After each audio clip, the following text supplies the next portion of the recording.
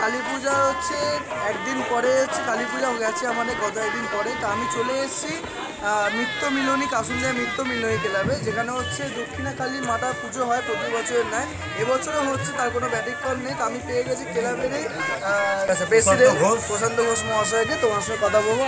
দাদা, আমাদের সেক্রেটারি হচ্ছে আমাদের অসীম চক্রবর্তী, আমরাও আছি কমিটির মধ্যে আছি। এই পুজো সম্বন্ধে আমাদের কাসুন্দিয়া মিত্র মিলনী চিরকালই সোশ্যাল অ্যাক্টিভিটিস মধ্যে ইনভলভ আছে। তো আমরা 94 সালে এই মন্দির প্রতিষ্ঠিত হয় ক্লাব সংলগ্ন। তা 34 বছর ধরে আমরা এই অন্নকূট উৎসব পালন করে আসছি। হ্যাঁ, এছাড়াও আমরা সারা বছরের রক্তদান শিবির স্পেশালি আমরা করি, সেটা হচ্ছে আমরা ফিজিক্যালি হ্যান্ডিক্যাপ তাদের যারা রিকোয়ারমেন্ট ইকুইপমেন্টস আমরা তুলে দিই। এই নিয়ে আমরা আজ থেকে বছর 10 আগে আমরা বহু প্রোগ্রাম করেছি এইখানে। এই পুজোতে আমাদের ক্লাবের মেম্বার কত? আমাদের মেম্বার আছে প্রায় 65 জনের মতো অ্যাক্টিভ মেম্বার আছে। এছাড়া ছড়িয়ে ছিটিয়ে আছে বিভিন্ন কর্মক্ষেত্রে, তারা বাইরে চলে গেছে। প্রায় 125 জনের মতো আমাদের মেম্বার আছে। আমার নাম অসীম চক্রবর্তী। আমি এই পুজো কমিটি, আমি সেক্রেটারি এই ক্লাবে। একটা কথা আমি প্রথম বলবো, একটা যে কথা বলার পরে আমার বন্ধু যে কথা বললো তারপরে, যে আমরা স্বামীজির আদর্শে চলি, যে বহুরূপে সম্মুখে তোমার চারিকতা খুঁজিতে ঈশ্বর, জীবে প্রেম করে যেই জন সেই জন সেবিছে ঈশ্বর। এইটাই আমাদের মূল মন্ত্র আর কথা। আচ্ছা, ক্লাবের যেমন হচ্ছে পুরুষ মেম্বাররাও আছেন, তেমন মহিলা মেম্বাররাও আছে। তো আমরা যদি পেয়েছি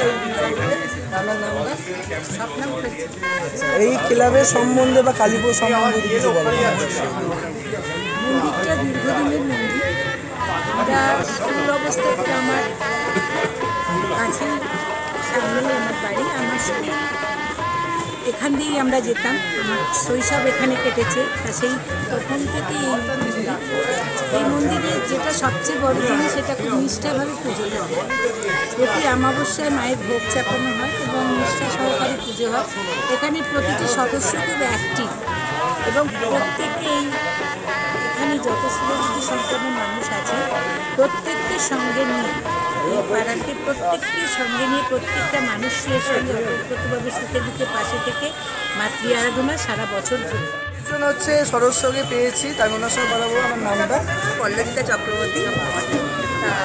বহু বছর ধরেই মিত্রমিলনী ক্লাবের এই কালী পুজো হয়, খুব ভালো লাগে। ধুমধামে হয় কালী পুজো দিন, থাকি খুব আনন্দ করি, 1টা-1:30টা অবধি আনন্দ করি। তার একদিনের মাথায় এই অন্নকূট হয়, খুব বড় করে অন্নকূট হয়। সবাই এসে এখানে খাওয়া দাওয়া করে, এখানে আমরা আসি, চা কফি সব খাই। রাত্রে একদম সব কিছু খাওয়া দাওয়া করে সব গল্প টল্প করে তারপরে আমরা বাড়ি যাই, খুব ভালো। দেখতেই পাচ্ছেন এখানে যে অন্নকূট উৎসব, সেই অন্নকূট উৎসবটা এখানে মানুষ বসে আছে। এখন পর্যন্ত চালু হয়নি, কিন্তু এখানে প্রচুর মানুষ আসে।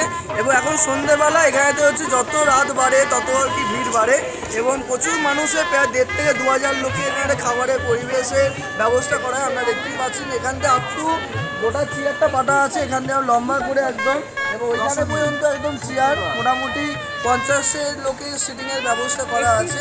তা প্রচুর লাইন হয় এবং প্রচুর ভক্ত, এলাকার মানুষজন এবং এলাকার বাইরের মানুষজন এখানে আসেন মায়ের প্রসাদ পেতে।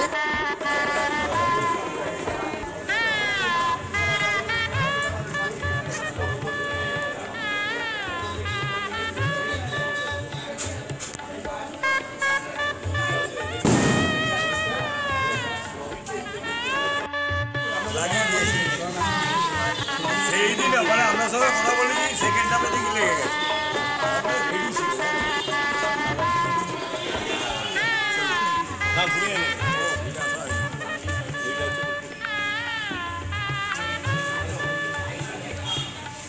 আর কি হাওড়া হচ্ছে কর্পোরেশনের চেয়ারম্যানকে, ডাক্তার সুরেশ চক্রবর্তী মহাশয়কে, ওনার সঙ্গে কথা বলতে হবে। দাদা, এই ক্লাবে এত বছর ধরে আর কি পুজো হচ্ছে, মায়ের এই অন্নকূট উৎসব চলে, উনি কটা মানে এসে আনন্দিত সেটা? এবং প্রথম কথা হচ্ছে, আপনাদের মাধ্যমে আমি সমস্ত মানুষকে বিজয়া এবং দীপাবলির শুভেচ্ছা জানাই। আর কালী পুজো যা শেষ হয়েছে, এখানে মিত্র মিলনীর আজকে অন্নকূট উৎসব, 1,000 থেকে 2,000 মানুষ এখানে আসবে, মায়ের প্রসাদ তারা পাবে। দীর্ঘ বড় অনেক দিনের ক্লাব এবং বিভিন্ন মানুষকে নিয়ে সারা বছর এনারা কাজ করেন।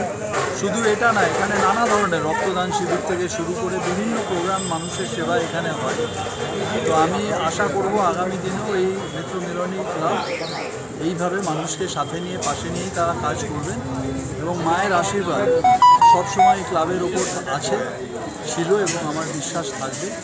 এবং মায়ের কাছে এটাই প্রার্থনা করব যে দীপাবলির আলো যেরকম আমাদের সবার অন্ধকার বাইরের ঘুচে যায়, একইভাবে সমস্ত মানুষের জীবনে আগামী দিনগুলো আলোক উজ্জ্বল হোক, আলোকময়।